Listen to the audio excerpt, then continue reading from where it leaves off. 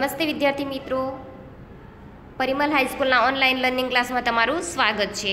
વિદ્યાર્થી મિત્રો, આજે આપણે ધોરણ 10માં સંસ્કૃત વિષયમાં જે ત્રીજું પદ્ય છે સ્વસ્થ ઋતમ સમાચર, એ જે પદ્ય છે એના સરસ મજાના શ્લોકો છે.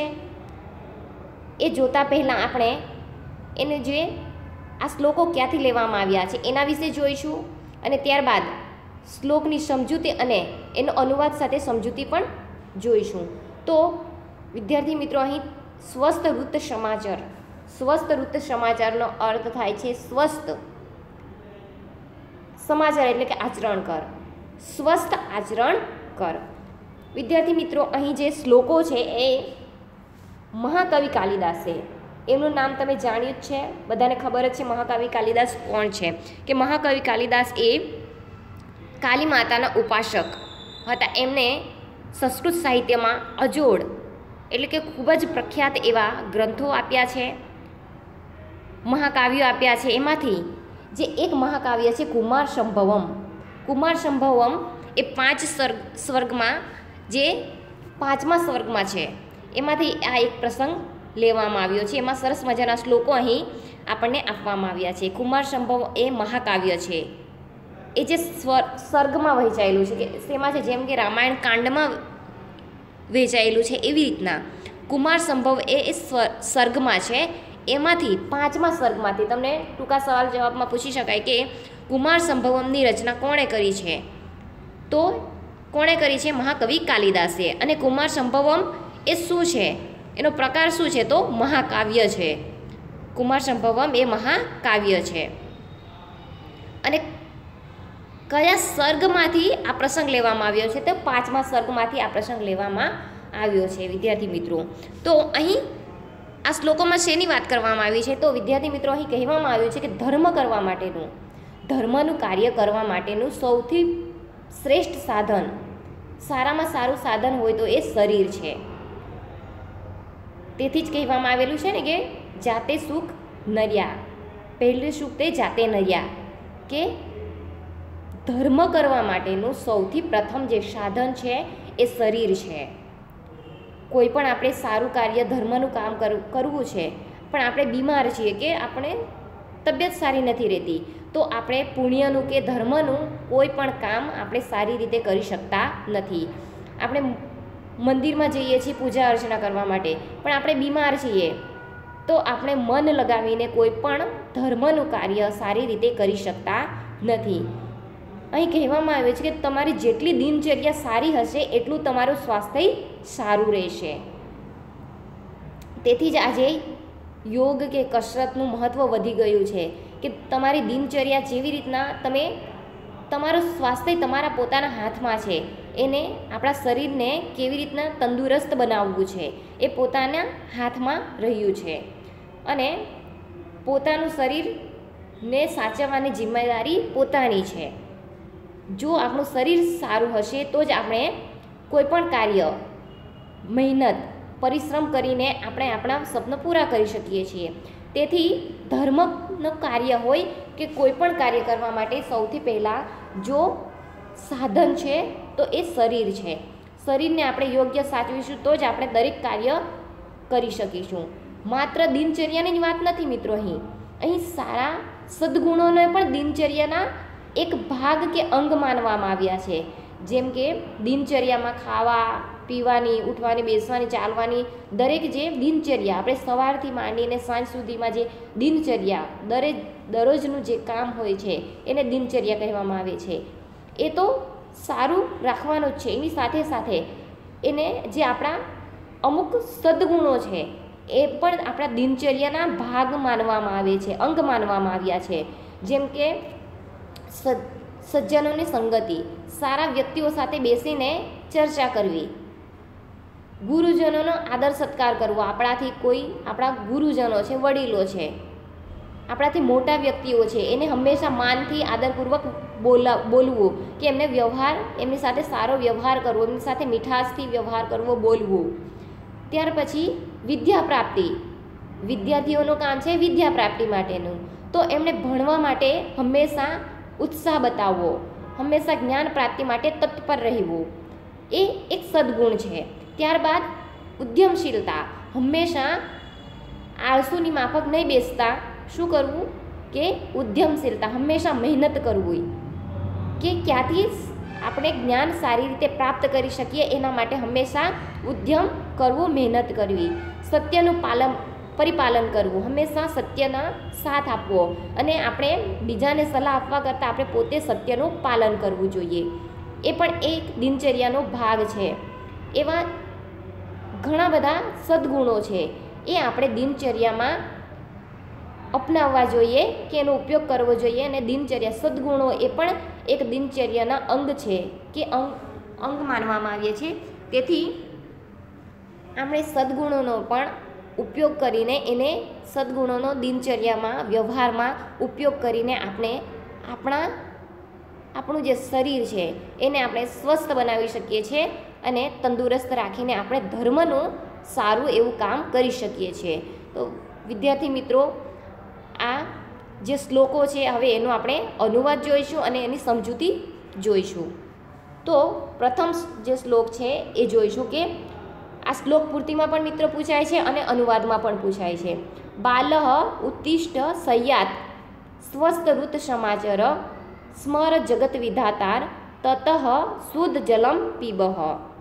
શું કહ્યું છે? બાલઃ એટલે કે હે બાળક. શું કહ્યું છે? હે બાળક. ઉત્તિષ્ઠ, ઉઠ. સૈયાત એટલે પથારી. આ શબ્દ પૂછાય છે. સૈયાતનો અર્થ થાય છે પથારી. હે બાળક, પથારીમાંથી ઉઠ. સ્વસ્થ ઋત સમાચર, પાઠનું નામ જ છે સ્વસ્થ ઋત સમાચર, એટલે કે સ્વસ્થ આચરણ કર, વ્યવહાર કર. આચરણનો અર્થ થાય છે વ્યવહાર અથવા તો આચરણ, વ્યવહાર. શું કહ્યું છે કે બાલ ઉત્તિષ્ઠ સયાત, હે બાળક તું પથારીમાંથી ઉઠ, સ્વસ્થ ઋત સમાચર, અને સ્વસ્થ વ્યવહાર કર કે સ્વસ્થ આચરણ કર, સ્વસ્થ વ્યવહાર કર. સ્મર જગત વિધાતાર, જગત વિધાતારનો અર્થ થાય છે જગતનું સર્જન કરનાર, વિધાતા, પરમેશ્વર, ભગવાન, ઈશ્વર. આપણે એને અલગ અલગ નામથી ઓળખીએ છીએ કે પરમેશ્વર, ભગવાન. સ્મર એટલે યાદ કર. જગત વિધાતા સ્મર, જગત વિધાતા પરમેશ્વર, જેણે સર્જન, એ સૃષ્ટિનું સર્જન કર્યું છે.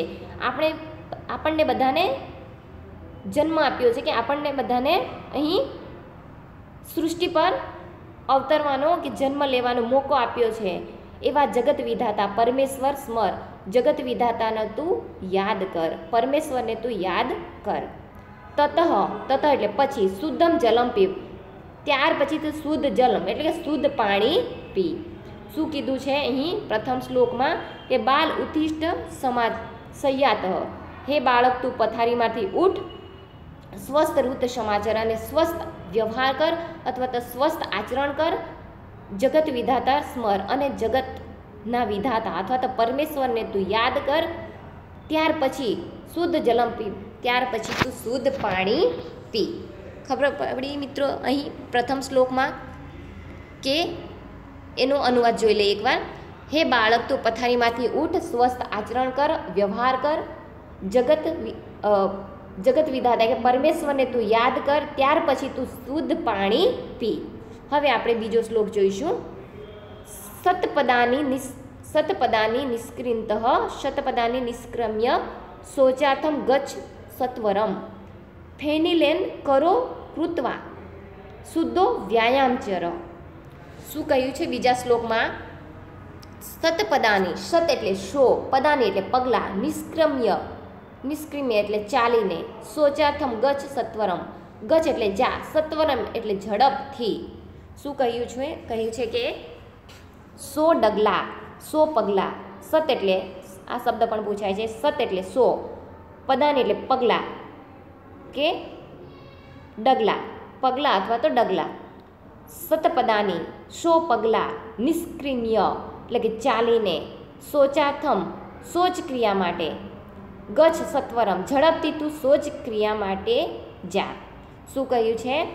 100 ડગલા ચાલીને તું ઝડપથી શૌચ ક્રિયા કરવા માટે જા.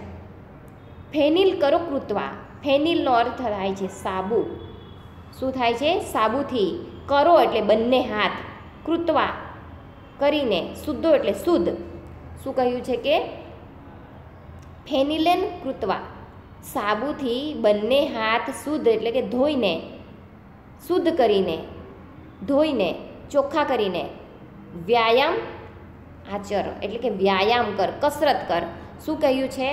પહેલા શ્લોકમાં કહ્યું છે કે તું પથારીમાંથી ઉઠ, ત્યાર પછી સ્વસ્થ આચરણ કર, વ્યવહાર કર, ભગવાનને યાદ કર, પરમેશ્વરને યાદ કર, શુદ્ધ પાણી પી લે. ત્યાર પછી 100 ડગલા ચાલવા કહ્યું છે.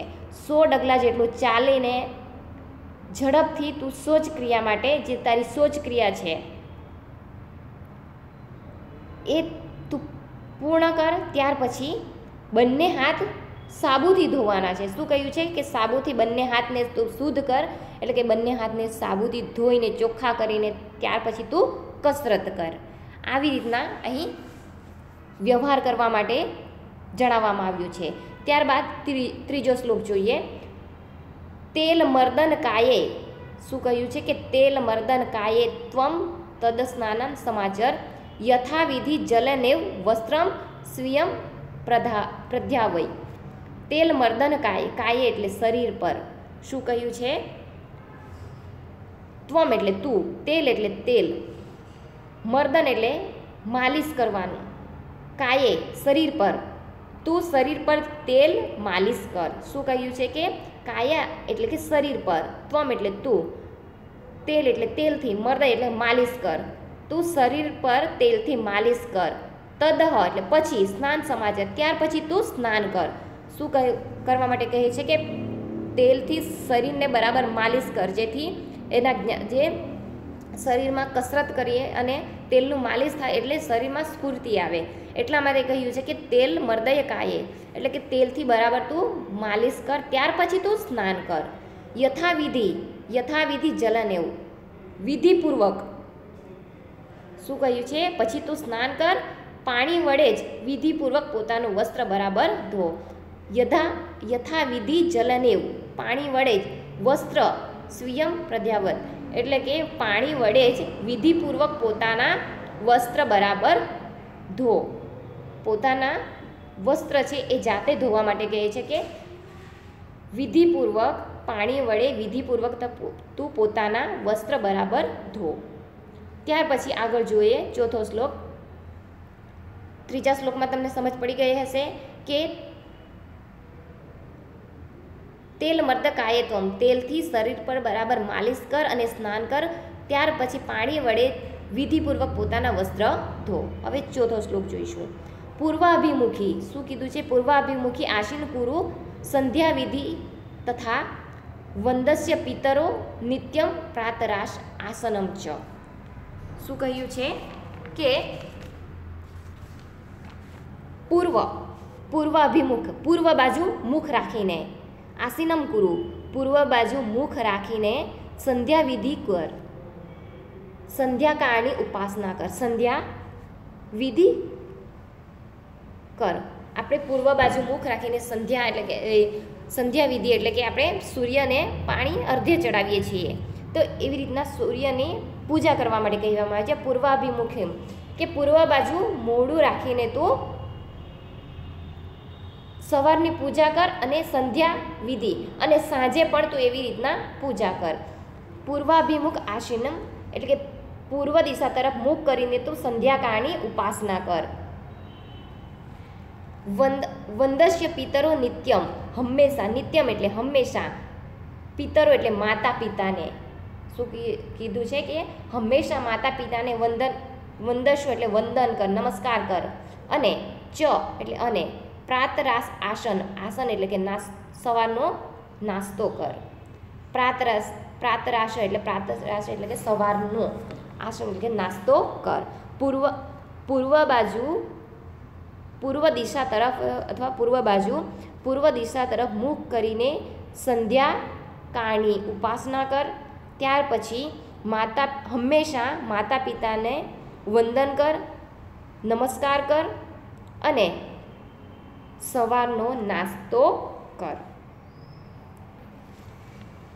તો આમ મિત્રો અહીં ચોથા શ્લોકમાં જે સંધ્યા ઉપાસના, સવારની જે પૂર્વ બાજુ મુખ રાખીને સૂર્યની ઉપાસના કરવા માટે કહ્યું છે અને સંધ્યા વિધિ એટલે કે પૂજા કરવા માટે કહ્યું છે. ત્યારબાદ માતા પિતાને હંમેશા એક દિવસ નહીં પરંતુ દરરોજ હંમેશા નિત્ય એટલે કે હંમેશા દરરોજ માતા પિતાને એવી રીતના તું નમસ્કાર કર કે વંદન કર, ત્યાર પછી તું સવારનો નાસ્તો કર. તો બસ વિદ્યાર્થી મિત્રો, આ વિડીયોમાં આપણે 4 શ્લોક જોઈશું. આગળના વિડીયોમાં હવે આપણે આગળના શ્લોકનો અનુવાદ અને સમજૂતી પ્રાપ્ત કરીશું.